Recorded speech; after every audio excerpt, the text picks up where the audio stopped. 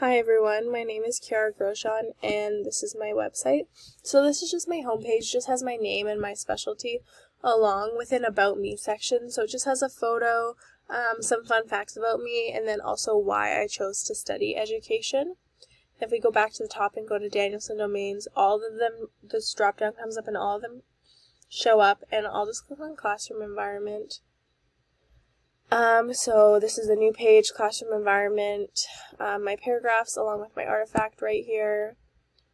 I would say the hardest thing about making my website is just all the options Wix has. It took me a while to get used to it and all. I'm not very tech savvy, so understanding the website took a long time for me, understanding how to do certain things, that was really hard.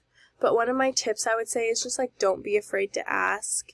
It's really not a big deal. Everyone in your class is also learning how to use the website, so don't be afraid to ask for help if you need it. I definitely wasn't. I was asking all the time. I would say one of the things I'm most proud of is just how simplistic my website is. I feel like it's very easy to understand. It's coherent. It's not over the top.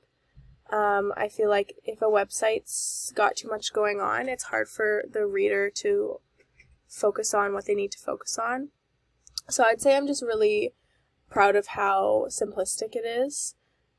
And one of the tips is just ask if you need help, and your website does not need to look perfect the first day you start making it. It took me a good few weeks to finally get the look of my website of how I wanted it to look.